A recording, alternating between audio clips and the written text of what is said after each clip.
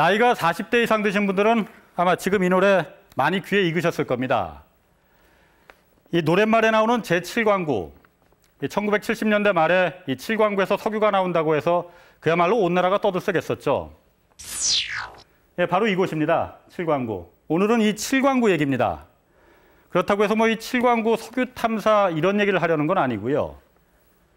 이 7광구를 둘러싸고 지금 한국과 일본 사이에 영토 싸움이 이제 막 시작되려 하고 있습니다.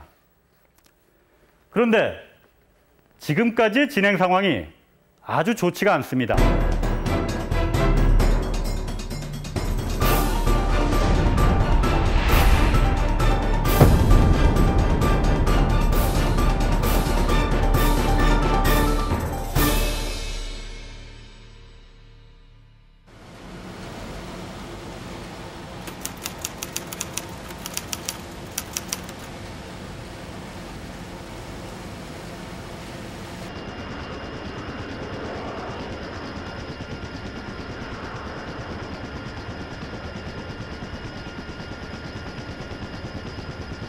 동해 가스전이 오늘부터 상용 생산을 시작함으로써 우리나라도 이제 대륙붕 탐사 40년 만에 산유국 꿈을 이루게 됐습니다.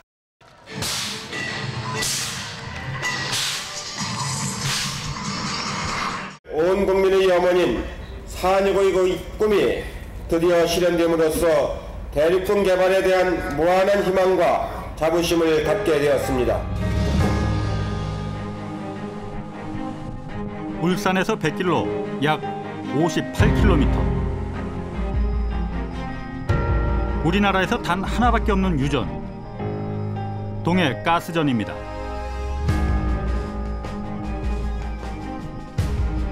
(1998년) 극적으로 발견돼 2004년부터 본격적으로 천연가스를 생산하기 시작했습니다.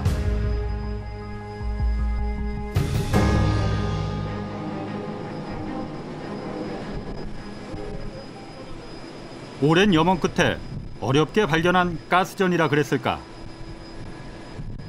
가스전에 오르는 일 자체도 쉽지 않았습니다.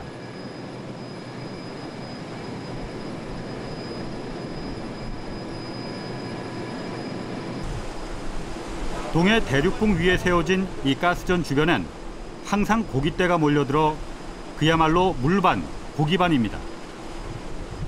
가스 배관을 타고 지금 현재 여기 보시는 회색 배관으로 지금 온로드로 이렇게 되어 있습니다. 그 4개 보이는 거군요, 그러면? 네, 그렇습니다. 생산적으로 생산되는 가스가 해전을 타고 저희들 그 해상 플랫폼 쪽으로 유입되는 배관이 되겠습니다.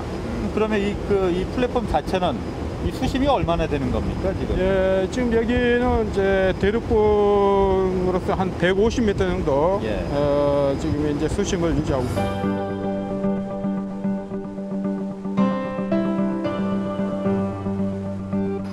주로 천연가스를 생산하지만 휘발유의 일종인 초경질유도 일부 나옵니다.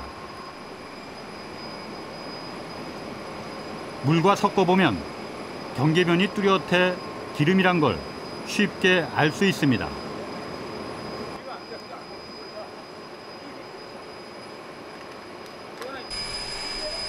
그러나 동해 가스전의 규모는 사실 매우 작습니다.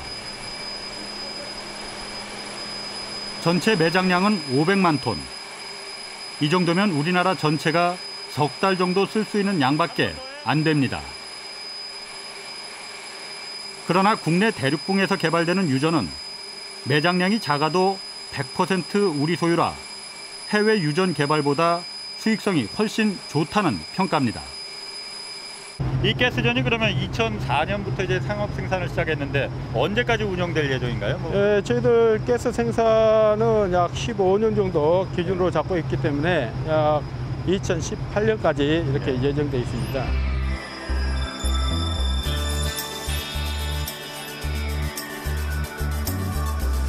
산유국의 꿈은 동해 가스전에서 그치지 않습니다. 제2가스전의 희망을 부풀게 하는 곳. 그곳은 이곳 동해가스전에서 남서쪽으로 약 400km 떨어진 예전엔 7광구라고 불렸던 JDG, 즉 한일 공동개발구역이 될 가능성이 높습니다.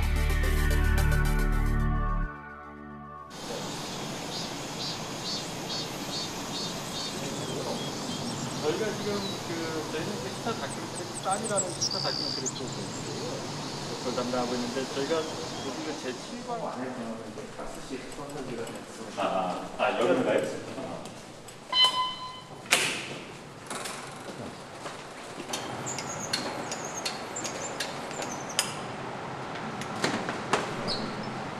언제 때부터 다 1973년도 뭐 다 오래된 기록들이네요. 그렇죠. 이 기록이 예. 1970년 당시에 예. 그 국무회의에서 그 대륙붕 7광구에 대해서 선포한 기록입니다. 아, 대륙붕 7광구.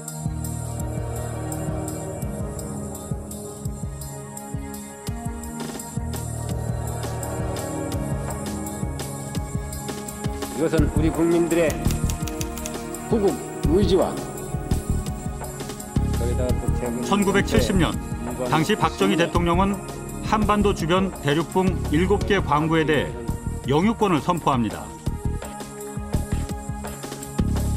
문제가 된 것은 제7광구. 남한 면적의 80% 크기의 7광구는 지리상 일본에 가까워 일본의 큰 반발을 불러일으켰습니다. 해저 자원 개발법 시행령을 만들어 딱 시행을 하고 외국 텍사코다 뭐 쉘이다 이런 그 외국 석유 탐사 회사들하고 계약을 하니까 일본이 굉장히 당황을 해가지고 무슨 근거로 그렇게 하냐, 법적 이유를 대봐라.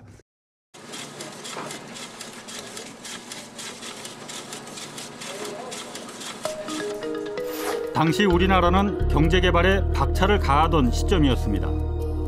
일본은 차관 제공까지 거부하겠다고 나왔지만 당시 우리 정부는 물러서지 않았습니다. 고생하더라도 경제개발 해나갈 수 있습니다 말이죠. 그러면서 이건 독도 문제 정도가 아니라 그 대륙붕이라는 것은 국가 영토의 바닷속의 연장선상인데 자연의 연장 이거 포기한다는 것은 우리가 이거 양보해서는 안 됩니다. 독도보다 이것이 더 국가적으로 중요합니다. 구멍 하나 뚫는데 2, 3개월. 그 비용만 일본의 기술과 자본이 절대적으로 필요했던 당시 일본과의 마찰을 무릅쓰면서까지 7광구 영유권을 선포한 이유는 3년 전인 1967년으로 거슬러 올라갑니다. 5년의 시일을 요합니다.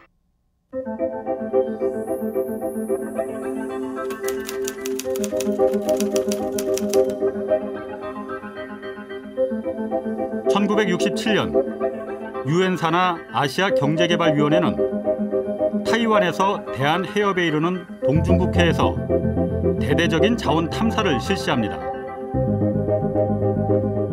미 국립해양연구소의 에머리 박사가 당시 탐사팀을 이끌었습니다.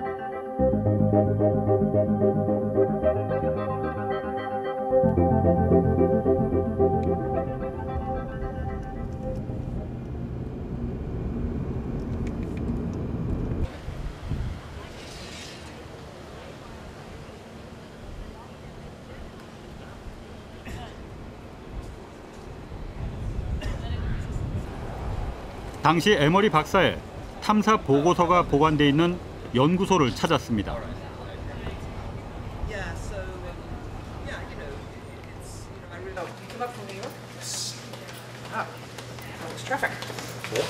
And this is where it is in here.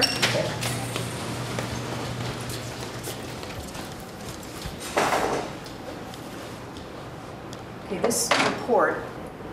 서고엔 1960년대 보고서들만 따로 보관돼 있었습니다. This is the copy that you had asked about. Let's put it over here.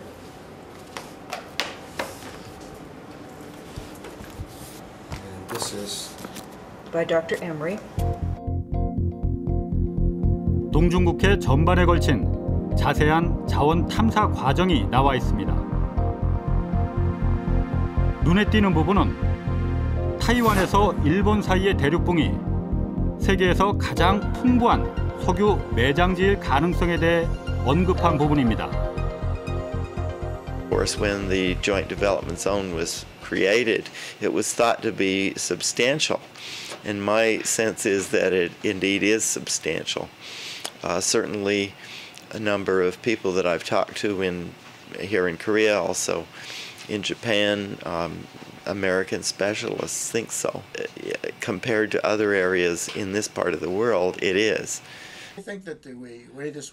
에머리 보고서 이후에도 동중국해의 가능성에 대한 탐사 보고서는 이어집니다. 2004년 미국 윌슨 국제연구소에서 발행된 이 보고서에선 동중국해 석유 매장량은 약 1000억 배럴로 사우디아라비아보단 적지만 천연가스는 오히려 10배가량 더 많다고 분석하고 있습니다. This East China Sea is definitely another Persian Gulf. The Persian Gulf is primarily a source of oil. So in the East China Sea, gas is the most significant resource.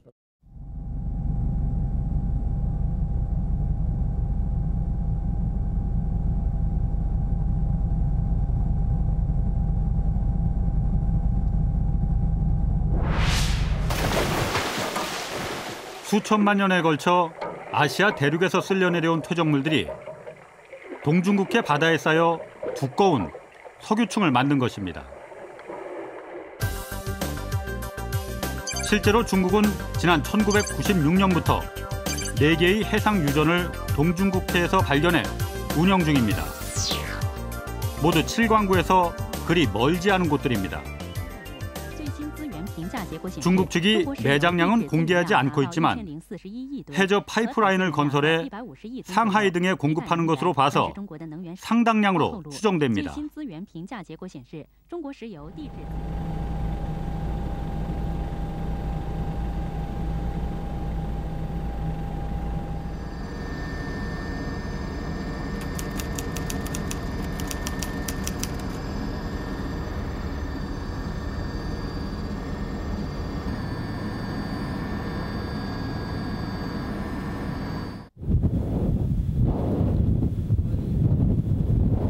전 국민의 관심이 집중된 가운데 제주 남방 330km 지점 이 한일 공동개발구역 제7소구 여기에서는 석유 탐사를 위한 작업이 한창 진행되고 있습니다.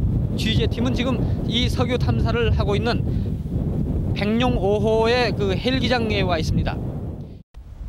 1978년 7광구가 본격적으로 시추될 당시 텔레비전 특집 방송입니다.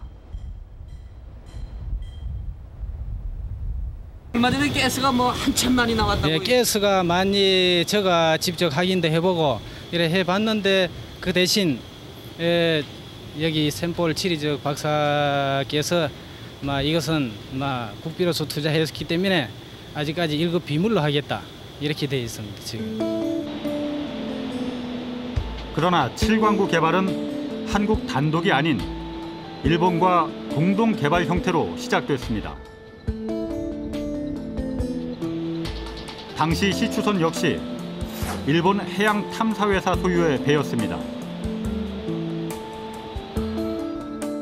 1970년 한국 정부가 7광구를 한국 영토로 선포하자 일본 정부가 공동 개발을 제의한 것입니다.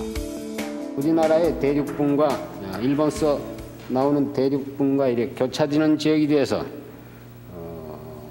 약간 말썽 있는 그런 지역입니다.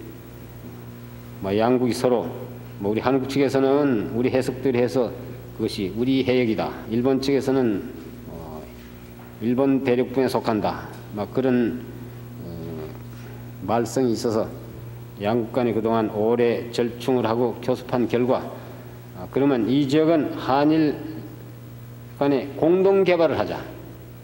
이렇게 합의를 해서 양국 정부 간에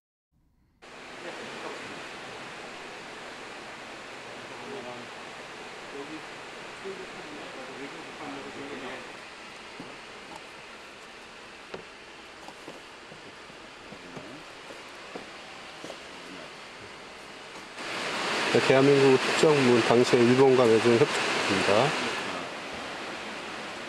1978년 한일 양국은 칠광구를 공동 개발하기로 조약을 맺습니다.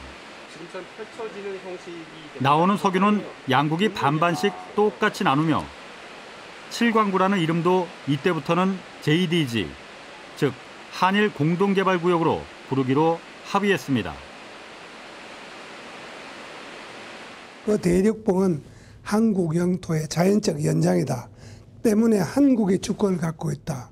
이런 이 입장이니까 우리가 강한 입장에서 출발을 했고, 일본 측에서 상당히 이제 당황을 하면서 거기에 대응하는 형식이 됐으니까 우선 이니셔티브 우리가 먼저 취했다는 거. 조약은 영구적인 것이 아니라 50년 동안만, 즉 오는 2028년까지만 한시적으로 유지하기로 합의했습니다. 우리로서는 국토의 그 연장 그것을 우리가 확보했고, 그 공동 개발해가지고 반이익 볼 수 있고, 우리 외교에 아주 큰 성과죠.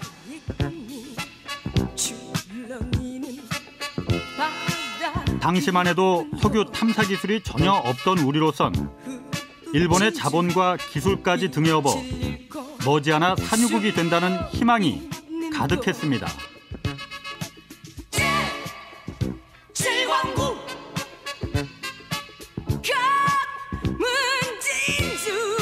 당연히 나올 걸 알고 있죠. 전부 다 희망이 찼고요. 아, 이제 우리가 잘 사는 나라가 되겠구나. 우리나라도 야, 이거 유전이 나오는 거야. 그러면서 모두들 다 기뻐했고 정말 나올 줄 알고 매우 희망찼습니다. 실제로 JDG에서 7곳의 시추공을 뚫었는데 이 가운데 3곳에서 경제성은 떨어지지만 석유가 발견됐습니다. 그러나 그것으로 끝이었습니다. 공동 개발에 나선 지 8년 만인 1986년, 일본은 돌연 탐사 중단을 선언합니다. 이후 지금까지 23년이 흐르는 동안 이 JDG 지역에서는 단 한 곳도 시추가 이루어지지 않고 있습니다. 물론 이유는 있습니다. 우리나라와 일본 사이의 이 대륙봉 구조를 살펴보게 되면 제주도에서부터 쭉 완만하게 이어지던 이 남해 대륙봉이 일본 오키나와 바로 앞에서 커다란 이런 해저 협곡, 즉 해구를 만나게 됩니다. 지금 보시는 화면은 이 오키나와 해구의 실제 형태를 3차원 영상으로 나타낸 겁니다. 이 오키나와 해구의 왼쪽이 우리나라, 그리고 오른쪽이 일본 쪽입니다. 이 오키나와 해구는 깊이가 최고 600m에 달하는데 해구의 길이는 멀리 타이완까지 길게 이어져 있습니다. 이렇게 남해 대륙봉이 끊어지는 이 오키나와 해구면까지를 경계로 해서 한일 공동개발구역, 즉 JDG가 설정된 겁니다. 이 JDG 위치상으로 보면 분명히 아무래도 우리나라 쪽보다는 이 일본 쪽에 조금 더 가까이 붙어 있는 것은 사실입니다. 그렇지만 1970년대 우리나라가 이 JDG 전체를 우리나라 대륙봉 영토다 이렇게 선언할 수 있었던 근거는 한반도에서 이렇게 자연스럽게 연장된 대륙봉이 오키나와 해구면 바로 직전까지 한 덩어리로 자연적으로 연장되어 있기 때문에 여기까지는 모두 다 한국의 대륙봉 영토다 이렇게 주장할 수 있었던 겁니다. 당시에는 국제적으로도 이런 논리가 더 우세했습니다. 그래서 그 당시만 해도 국제사회에서는 대륙봉 양국 간의 인접한 국가의 대륙봉 경계는 그런 해구를 따라 가지고 걷는다는 그런 육지의 자연 연장 개념, 이것이 우세했기 때문에 그 당시 일본으로서는 얼른 조약을 체결해 가지고 자기들한테 이 불리한 것을 이렇게 커버하려고 하는 그런 측면이 있었죠. 그런데 80년대 들어서 상황이 좀 바뀌었습니다. 국제적으로 200캐리 배타적 경제수역이라는 새로운 해양법 개념이 등장하면서 이 한국과 일본처럼 좁은 대륙봉 같은 경우에는 복잡하게 하지 말고 양구의 중간 반반씩 나누자, 이런 개념이 새로 등장하게 됐습니다. 따라서 이 JDG를 그렇게 거리상으로 나눠서 반반씩 나눠보게 되면 보시다시피 JDG 거의 대부분이 일본의 영토로 들어가게 됩니다. 국제사회 전반적으로 그 대륙분 가지고는 너무 복잡하게 하지 말자. 그것은 그 거리 기준으로 간단하게 그 등거리 원칙으로 해서 하는 게 옳다 하는 이런 그 하나의 분위기가 형성됐어요. 그러다 보니까 일본으로서는 대단히 이제 입장이 강해진 겁니다. 우리 한국의 입장이 원래 강했는데 일본의 입장이 85년부터 대단히 강해진 겁니다. 그러다 보니까 이제 일본이 그 소위 말해서 대륙분 공동개발 조약에 의한 개발에 대해서 전혀 의사가 없어진 겁니다.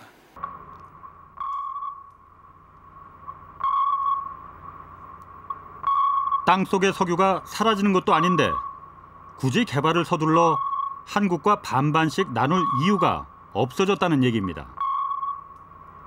한일 공동개발 협정 기한은 2028년까지. 앞으로 18년 남았습니다. 공동개발이니까 우리만 개발한다라고 주장을 해가지고 일이 되는 건 아니거든요. 이제 상대방도 응해야 된단 말이야. 그러니까 상대방이 절대 안 응하는 거지. 우리가 말이지 이거 필요하니까 지금 개발하자고 주장해도 일본이 안 응하는 거죠. 그때까지 그대로 밀고 나가는 거죠. 그래서 만기가 될 것 같으면 그만둔다. 이것이 일본의 정책입니다.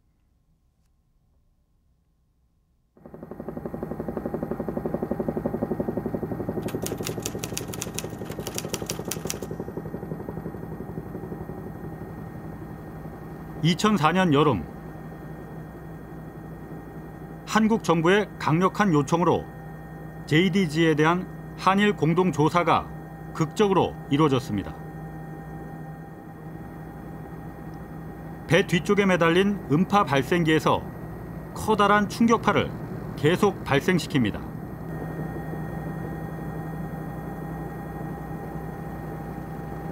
이 충격파가 6,000m 땅속까지 뚫고 들어갔다가 다시 반사돼 돌아오는 신호를 분석해 석유가 있는지 없는지를 파악하는 것입니다. 이런 것들을 보면은 앰플리튜드 패턴만 이렇게 보면 얘랑 아마 언뜻 비슷하게 보여요. 그다음에 이 축은 좀 시간입니다. 시간 아까 말씀드린 대로 반사되는. 이동돼 와서 이동되기 쉬운 그 사함층을 따라서 이동을 하는데 이동되고 이렇게 이동하다가 치밀한 층을 만나게 되면 여기서 집적이 되기 시작하는 거죠. 이게 그러니까 이렇게 좀 공기 엎어놓은 듯한 사발 구조로 되는 이런 지역이 그러니까 석유가 있을 만한 지역이군요. 그러니까 소위 말하는 이건 배사 구조입니다. 이 자체로만 보면. 이런 동그란 원형 모양을 찾는 게 그러니까 석유 유전을 찾는 거군요. 이 원형 모양이 교과서에 나오는 배사 구조니까요. 당시 한국 측 탐사를 담당했던 석유공사는 석유가 묻혀있을 가능성이 매우 높은 배사구조 5개를 발견했습니다. 정부도 당시 JDG 탐사에서 발견된 5개 유망구조의 매장량이 상당할 것으로 추정하고 있습니다. 이게 지금 우리가 동해 가스전이 하나 유일하게 있지 않습니까? 네네. 거기하고 비교해서는 좀 어떻습니까? 비교를 한다면. 지금 봤을 때는 더 좋다고 판단하고 있습니다. 동해 가스전보다. 네. 자체 내부적으로는 이만큼 있더라. 예를 들어서 1.5억 배를 있겠다라고 추정하는 거거든요. 탐사 자원량이. 이게 이제 저희가 판단할 때는 중요성이 아주 있다라고 생각하고 있고요. 이 같은 탐사 결과를 근거로 2006년 우리 정부는 한일 산업장관 회담에서 공동 시추를 정식 의제로 삼았습니다. 조약이 끝나는 2028년까지 얼마 남지 않은 상황에서 더 이상 기다릴 수만은 없었기 때문입니다.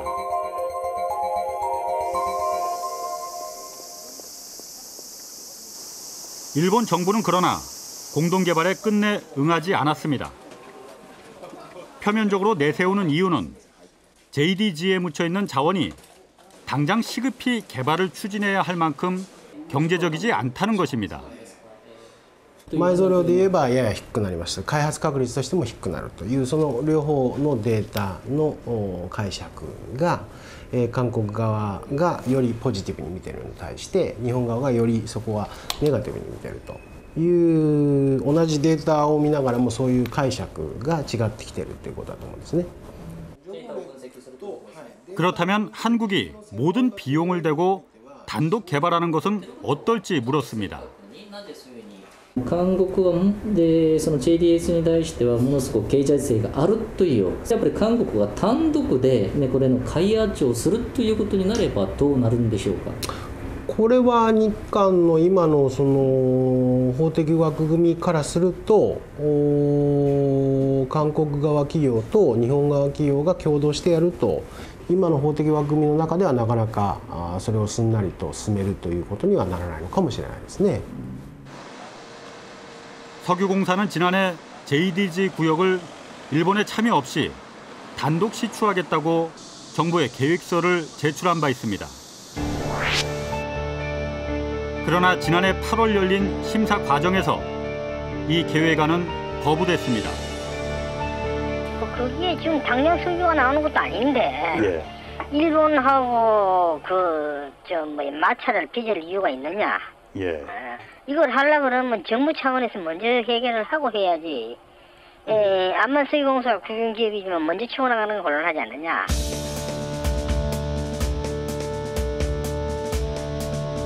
현재 상태론 JDG에 대한 개발은 이루어지기 힘들다는 견해가 지배적입니다. 이번 적응도 있지 않겠어요? 일본에도 저희와 같은 그런 석유가 나는 게 있는데 그쪽하고 정책을 하려고 그래도 그쪽이 그 위에 있는 한국 기관에서 가만히 있다가 해가지고 만날 수도 없어요. 얘기가 되질 않아요. 남한 면적보다 조금 작은 크기의 JDG. 이 넓은 면적에 단 7곳 시추해보고 경제성을 판단하는 것은 무리라는 지적입니다. 어떤 한 개의 단일 구조에 대해서 시추를 해서 평가를 하게 되면 최소한 아주 작은 규모라도 3곳 내지 4곳을 뚫어야 평가를 할 수가 있습니다. 그런데 지금 여기는 어떤 단일 구조에 대해서 3곳이 아니고 전체 JDG 그 수역 전체에 대해서 7곳을 뚫은 거기 때문에 뭐 그는 어떤 하나의 구조를 상업성으로 개발하기 위해서 한 시추를 했다 이렇게 말하기는 어렵습니다. 국제 정세 전문가들은 시간이 흐를수록 불리해지는 쪽은 한국이므로 한국이 더 적극적이어야 한다고 조언합니다. So I think it was South Korea, it was probably wise not to stir up this issue right now. But I think that you can't have a do-nothing policy. In order to move toward the future, it's necessary to bring China into this, and it's necessary to find some way acceptable to China for the Japan and the ROK to begin to explore. 특히 남아있는 시간이 생각보다 그리 많지 않다는 지적입니다.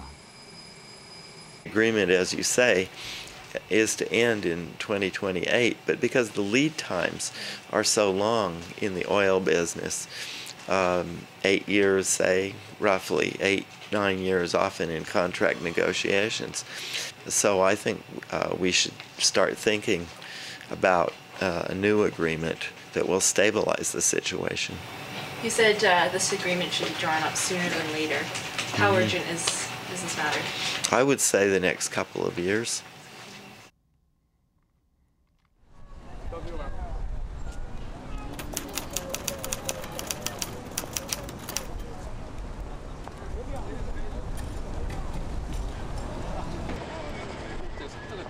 약 4개월 전인 지난 5월 12일 유엔에선 중요한 위원회가 열렸습니다. 이날 전 세계 해안국들은 자국의 대륙붕 영토가 어디까지인지를 유엔 산하 대륙붕 한계위원회에 제출했습니다. 유엔 해양법 76조에서 200해리를 넘는 대륙붕의 경우 왜 자국의 영토인지 그 근거 자료를 제출하라 했기 때문입니다. 자발적으로 제출해가지고 1년 동안 심사를 합니다. 심사를 해가지고 그것이 합당하고 또 이해관계 국가 간의 어떤 이의가 없는 경우에는 그것이 그 나라의 대륙국 외적 관계로 이렇게 확정이 되는 거죠. 그래서 대륙국 외적 관계위원회 자체의 그 기능이라고 하는 것은 대단히 중요하고 그 연안국의 대륙국 관계를 확정짓는 대단히 구속 있는 그런 국제 기구죠. 유엔에서 문서 제출을 처음 요구한 시점은 10년 전인 1999년. 자국의 대륙붕에 대해 철저히 조사한 뒤 영유권을 주장하라고 준비 기간을 10년이나 준 것입니다. 문서를 제출한 국가들 목록입니다. 러시아가 가장 먼저 제출했고 일본은 지난해 13번째로 제출했습니다. 그리고 마감일인 지난 5월 12일 쿠바를 마지막으로 51개국이 문서 제출을 완료했습니다. 그런데 어찌된 일인지 이 51개국 목록 가운데 한국이 빠져 있습니다. 한국은 정식 문서가 아닌 프릴리미너리 인포메이션, 즉 예비 정보로 제출한 국가 목록에 그 이름이 들어 있었습니다.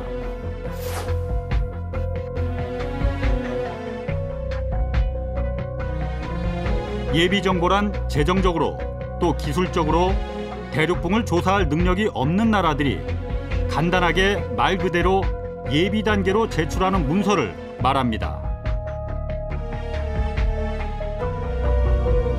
지금 제가 들고 있는 이것이 우리나라가 유엔 대륙붕 한계위원회에 제출한 예비 정보 문서입니다. 겉 표지를 포함해서 모두 8페이지인데 이 마지막 페이지를 보면은 우리나라의 대륙붕 영토가 이 JDG 끝부분까지라고 표시하고 있습니다. 그렇지만 이 8페이지짜리 예비 정보 문서 어디에도 한국의 대륙붕이 왜 여기까지인가 그 근거에 대해서는 전혀 언급하지 않고 있습니다. 다만 정식 문서가 아닌 약식 예비 정보로 내는 이유에 대해선 주변 나라들과 경계를 획정하는 협상이 아직 끝나지 않았기 때문이라고 밝히고 있습니다. 그렇다면 다른 나라들은 어떨까요? 유엔에선 우리나라처럼 이렇게 약식으로 예비 정보만 제출한 나라들의 문서는 모두 공개하고 있지만 일본과 같이 정식 문서를 제출한 나라들의 문서는 일체 공개하지 않고 있습니다.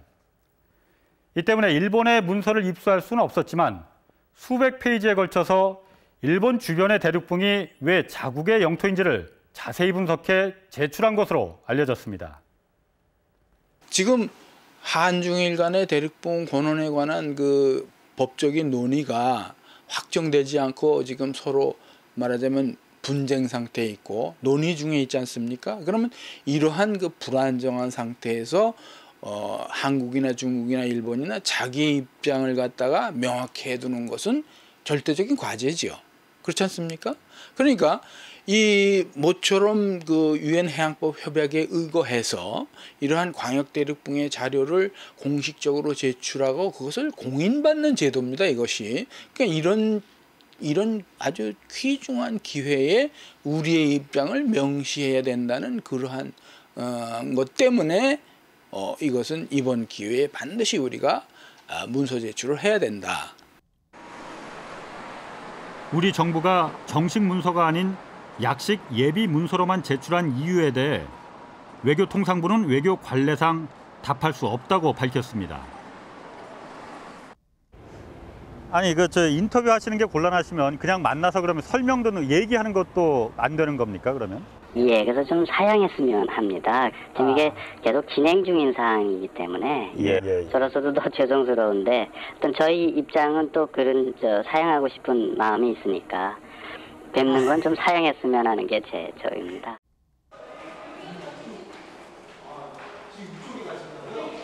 취재팀은 대신 정부가 자문을 구했던 민간 자문위원들 일부를 만나 설명을 들을 수 있었습니다. 자문위원들의 요청에 따라 인터뷰 내용은 음성 없이 자막으로만 처리했습니다.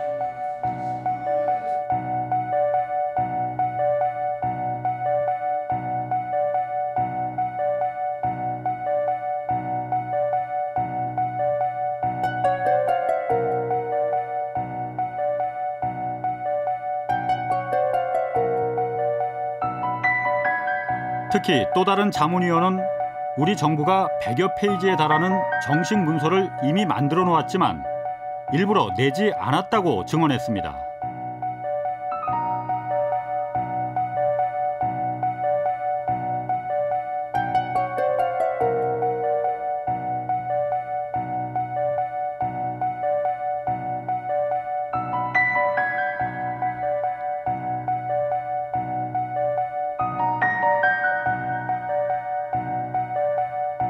또 다른 자문위원은 외교통상부 내에선 JDG를 이미 가망 없게 보고 있다고 전했습니다.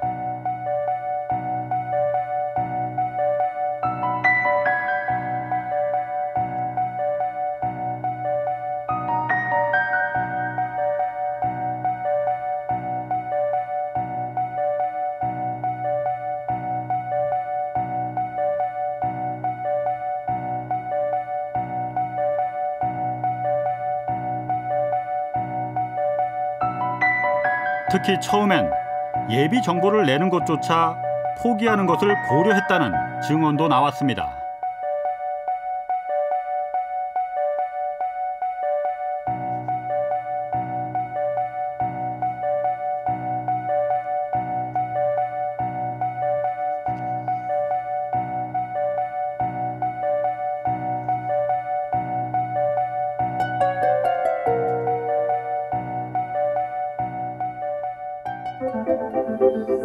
UN 대륙봉 한계위원회 심사위원은 모두 21명입니다.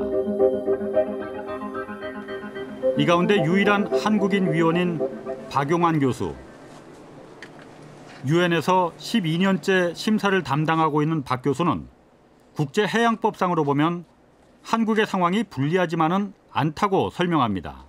우리로서는 자연연장이 되지만은 일본으로는 자연연장이 없습니다. 76조 법적 대륙봉은 대륙봉이 있고 대륙봉으로 더 나가서 대륙 사면이 있고 그럼 그건 끝이에요.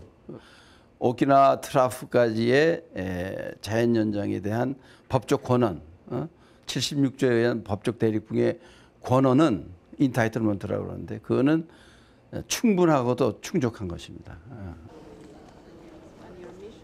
그러나 개발도상국이 아닌 나라들이 정식 문서 대신 예비 정보를 제출한 것에 대해선 UN 심사위원들 사이에 미묘한 분위기가 흐르고 있다고 전합니다.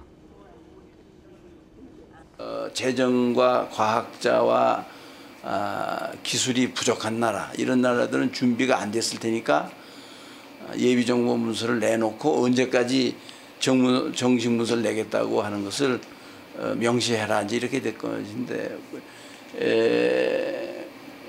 그 결과를 보니까 개발도상국가는 물론이지만은 개발도상국이 아닌 나라도 많이 있고 그래서 이제 이것은 어떻게 되는 것이냐 이게 좀 이상한 거 아니냐 이렇게 지금 서로 얘기가 되는 것이지 그걸 뭐 규탄하거나 뭐 그럴 수는 없죠. 한국도 그럼 그 얘기에 들어가는 거거든요. 한국은 뭐 어느 나라라고 지칭을 안 했으니까. 이런 사태는 이미 지난해 국정감사 때부터 지적된 일입니다.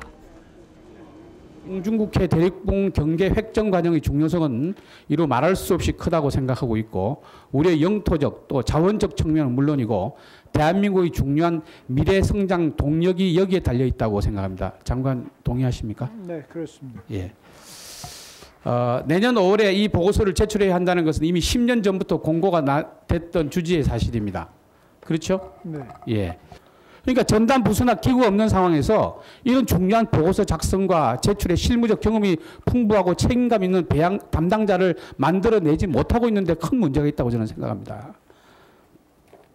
장관, 이 본위원회 우려 섞인 지적이 뭐 틀린다고 생각하십니까? 아닙니다. 지금 존경한 구상천 의원님의 지적에 대해서 저도 많은 부분 공감을 하고 있습니다. 지난 7월 23일 일본은 한국의 8페이지짜리 예비정보 문서에 대해 유엔에 공식적으로 이의를 제기했습니다. 한국과 일본 사이가 400캐리 미만의 좁은 해역이라 한국이 영유권을 주장할 수 없다는 내용입니다. 간단한 예비 정보에 대해선 일본의 반발이 크지 않을 것이란 우리 정부의 기대는 완전히 빗나갔습니다. 우리 정부는 이에 대해 아직까지 반박문을 내지 않고 있습니다. 국제 협상에서 이 같은 행위는 통상 상대방의 주장을 인정한다는 의미로 받아들여집니다.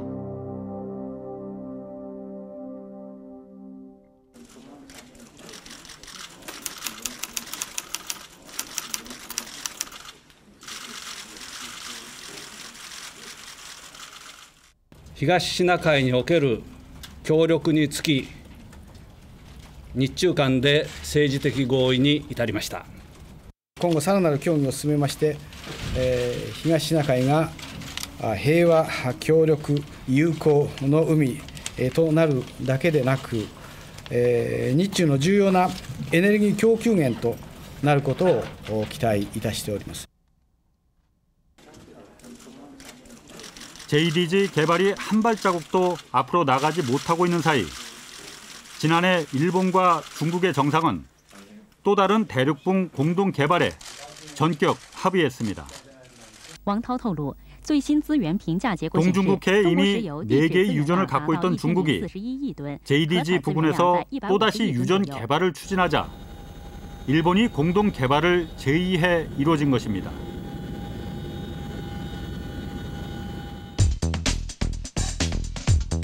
석유나 가스는 땅속에서 서로 연결돼 있기 때문에 중국에서 유전을 개발하면 주변 지역 자원을 모두 빨아올릴 수 있다는 이른바 빨대 효과에 대한 우려 때문입니다.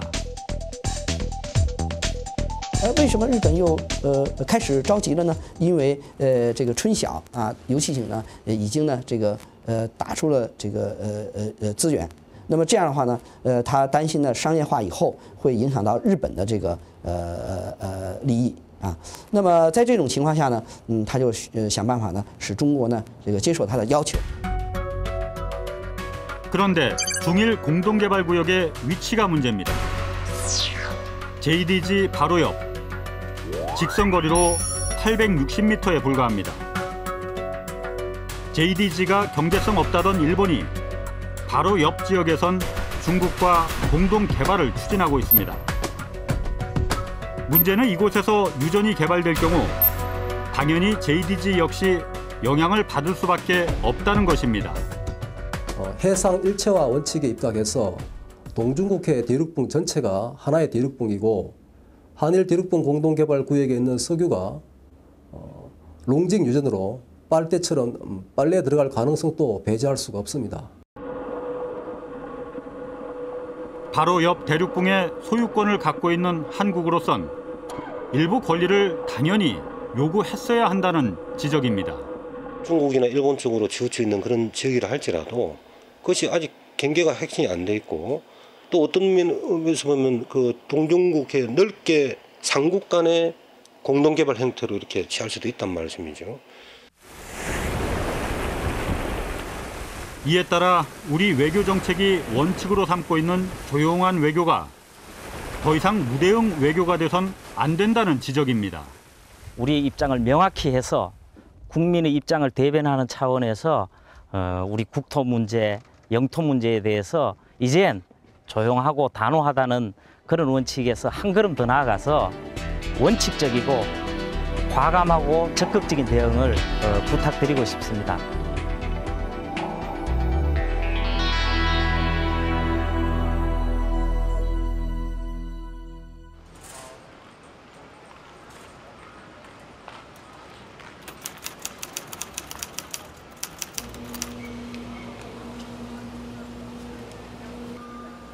한 달 전 미국에서 발행된 워싱턴 포스트지엔 한국과 관련된 전면 광고가 실렸습니다.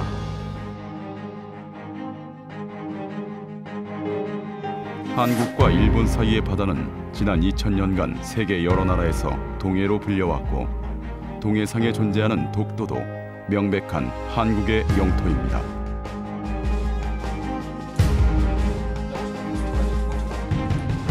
(5년) 전부터 미국 일간지에 게재하기 시작한 독도와 동해 관련 광고는 순수 민간 단체들이 사비를 털어 주도하고 있습니다. 민간인이 냈기 때문에 세계적으로 더 이슈가 됐던 것 같습니다. 이제 뭐 정부 차원에서 내기가 어떤 외교적인 차원에 있어서 좀 껄끄러운 부분이 있기 때문에 그럴 수 있었는데요. 저는 좀 이 정부 쪽에서도 좀 더 적극적인 그 외교 정책을 좀 펼쳤으면 좋겠고요. 만약에 저희 정부에서 조용하게 어떠한 노력을 하고 있는지 그거를 국민이 알 수 있게 어떤 뭐 기사나 그런 거라도 내주시면 그때는 좀 더 믿을 수 있을 것 같아요. 서로 인접한 나라끼리의 분쟁은 세계 곳곳에서 흔히 찾아볼 수 있는 일입니다. 일본은 54년 만에 정권 교체를 이뤘고 이제 내일이면 새 내각이 출범하게 됩니다.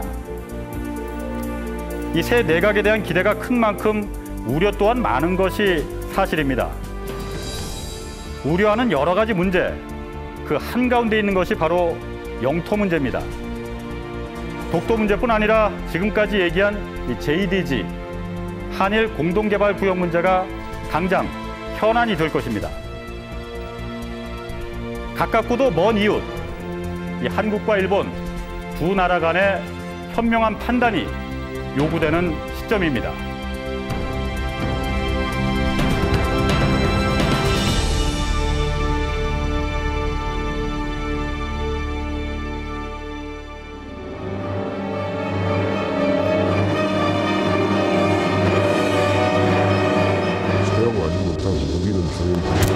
사고를 낸 범인이라는 게 인간이 아니고 중생이죠. 그들이 어디에 있는지보다도 그들이 가서는 안 될 곳을 가지 못하도록 하는 것, 어린이들에게 접근하지 못하도록 하는 것, 그것이 더 중요하거든요.